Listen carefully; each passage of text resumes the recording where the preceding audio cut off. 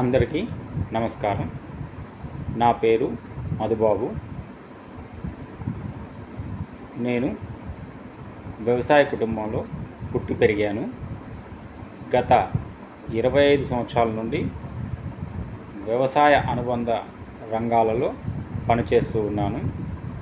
గత 15 సంవత్సరాల నుండి వ్యవసాయంలో సేంద్రియ వ్యవసాయం ఆవశ్యకతను గుర్తించి Maitri Organics and Kisan Service Agencies అనే సంస్థను, అలాగే పట్టణాలలో ఇండ్లలో మొక్కల పెంపకాన్ని అవసరాన్ని గుర్తించి మైత్రి ఇంటి పంటలు అనే సంస్థను నిర్వహిస్తున్నాను. ఈ క్రమంలో ఈ సేంద్రియ వ్యవసాయంలో ఇంటి పంటలలో వినియోగించుకోవడానికి అవసరమైన గో ఆధారిత ఉత్పత్తుల కొరకు అనేక గోశాలలను మరియు గోక్షేత్రాలను సందర్శించడం జరిగింది. ఈ క్రమంలో గోశాలలను సందర్శించిన క్రమంలో నాకు నేనుగా చేసుకున్న కొన్ని విశ్లేషణలను బట్టి నా యొక్క భావాలను మీతో పంచుకోవాలనుకుంటున్నాను.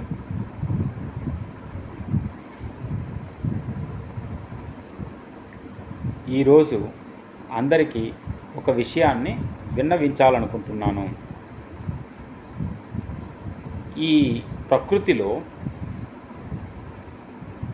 మానవాళితో పాటుగా ఉండే అనేక రకాలైన జంతువులను మనం కొన్ని ప్రత్యేక లక్షణాలకు ప్రతీకలుగా భావిస్తూ ఉంటాము. ఉదాహరణకు గోవుని సంపదకు లేదా లక్ష్మీదేవికి ప్రతీకగా భావిస్తాము. అలాగే గుర్రాన్ని వేగానికి, శక్తికి ప్రతీకగా భావిస్తాము. గాడిదను చాకిరికి ప్రతీకగా భావిస్తాము. అలాగే పందిని అశుభ్రానికి ప్రతీకగా భావిస్తాము. నక్కని మోసానికి ప్రతీకగా భావిస్తాము. అలాగే ఏనుగుని బలానికి ప్రతీకగా భావిస్తాము. అలాగే ఇలా ఒక్కొక్క రకమైన జంతువుని ఒక్కొక్క లక్షణానికి ప్రతీకగా భావిస్తాము. అయితే ప్రత్యేకంగా గోవులను తీసుకున్నప్పుడు గోవును గోమాతగాను, లక్ష్మీదేవిగాను భావిస్తూ మన పూర్వీకుల కాలం నుండి పూజిస్తూ వస్తున్నాం. అయితే గోవుని సంపదకు కానీ, లక్ష్మీదేవికి కానీ ప్రతీకగా లేదా చిహ్నంగా ఎందుకు భావిస్తున్నాము అనేది వివరంగా పరిశీలించినప్పుడు గోవు లేదా గోమాత అనేది మానవాళికి అనేక రకాలుగా ఉపయోగపడుతుంది. అది ఎలాగంటే, ఒకటి, ఆవు పాలని ఇవ్వడం ద్వారా మనకు ఆహారాన్ని, ఆరోగ్యాన్ని, శక్తిని అందిస్తుంది. ఆవు పేడ, ఆవు మూత్రం పంటలకు పోషకాలుగాను, చీడపీడల నివారణకు ఔషధాలుగాను వాడుతాం. అలాగే ఆవు పేడ, ఆవు మూత్రము, ఆవు సంబంధిత పదార్థాల ద్వారా మానవాళికి, జంతువులకు, మొక్కలకు అవసరమైన అనేక రకాల ఔషధాలను తయారు చేసుకుంటాం. అలాగే ఆవుని క్రమశిక్షణకు, పరిశుభ్రతకు మారుపేరుగా కూడా మనం భావించవచ్చు. అలాగే ఆవు లేదా ఆవు సంతతి వ్యవసాయంలో పొలం దున్నడానికి, వస్తు సామాగ్రిని తరలించడానికి ఇలా అనేక రకాలుగా మనకి ఉపయోగపడుతుంది. ఇలా అనేక రకాలుగా మానవాళికి ఆహార, ఆరోగ్య, ఆర్థిక అభివృద్ధిలో తోడ్పాటును అందిస్తుండడం వల్ల మన పూర్వీకుల కాలం నుండి ఇప్పటి వరకు మనము ఆవుని సంపదకు ప్రతీకగాను, లక్ష్మీదేవికి ప్రతీకగాను భావిస్తూ ఉంటాము. అయితే కాలక్రమంలో గోవు యొక్క విశిష్టతను మరిచి గోవు అంటే పాపఫల రక్షణ దేవతగా లేదా పుణ్యాన్ని ప్రసాదించే దేవతగా చూస్తూ ఆ నమ్మకాన్ని పెంపొందించుకుంటూ దాన్నే మూఢనమ్మకంగా మార్చుకోవడం జరుగుతుంది.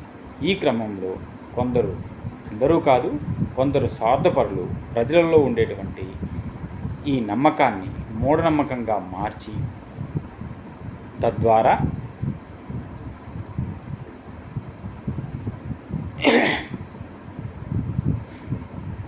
దీనిని ఒక ఆదాయ మార్గంగా అనేక అవసరాలకు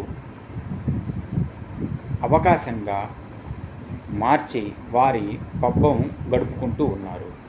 కాకుండా ఈ క్రమంలో గోవులను తీవ్రమైన చిత్రహింసలకు గురి చేస్తున్నారు. ఇందుకు ఉదాహరణగా మనం చాలా గోశాలను చూడవచ్చు. ఈ విధంగా అన్ని గోశాలలు కాకపోయినా చాలా గోశాలలు ఇలాగే ఉన్నాయని మాత్రం ఖచ్చితంగా చెప్పగలను. ఎందుకంటే ఇక్కడ మీకు ఒక పోలికను వివరిస్తాను. అదేమిటంటే దొంగలు, కూనీకోర్లు, అత్యాచారం చేసేవాళ్ళు, తీవ్రవాదులు, ఉగ్రవాదులు లాంటి సమాజానికి చెడు చేసేవారిని మనం బందీఖానాలలో అంటే జైలులో బంధిస్తూ ఉంటాం. అలా బంధించిన వారికి కూడా వారిలో పరివర్తన తీసుకురావడం అనే పేరుతో వారికి అనేక రకాలైన సౌకర్యాలను, హక్కులను కల్పిస్తూ ఉంటాం. ఇంకా చెప్పాలంటే బాహ్య సమాజంలో చాలామంది వ్యక్తుల కంటే కూడా మెరుగైన, అంటే చాలామంది వ్యక్తులు అనుభవించే సౌకర్యాల కంటే కూడా మెరుగైన సౌకర్యాలను అందించడం జరుగుతుంది. ఒక్క బాహ్య ప్రపంచంలో లేవన్నటువంటి స్వేచ్ఛ తప్ప. కానీ ప్రస్తుత మన సమాజంలో సమాజానికి ఎంతో మేలు చేసే గోవుని మాత్రం, గో విశిష్టతను మరచి కేవలం పాపఫల రక్షణ దేవతగానో లేదా పుణ్యాన్ని ప్రసాదించే దేవతగానో మారుస్తూ మన సమాజానికి ఒక మూఢనమ్మకంగా మారుస్తూ ఇంతకు ముందు మనం చెప్పుకున్నట్లుగా తీవ్రమైన నేరాలు చేసిన నేరస్తుల్ని బంధించే బందీఖానాల కంటే కూడా దారుణమైన బందీఖానాలుగా గోశాలలను మారుస్తున్నాము. ఈ క్రమంలో సమస్త మానవాళికి ఎంతో మేలు చేకూర్చే గోవులను సంరక్షించుకోవాల్సిన ఆవశ్యకత ఎంతైనా ఉంది. ఈ క్రమంలో గోవులను పాప పరిహారాన్ని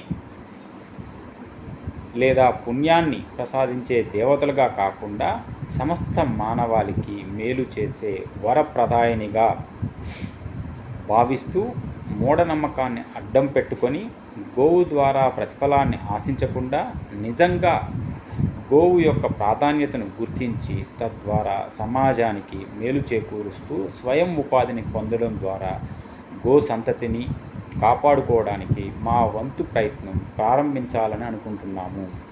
ఈ క్రమంలో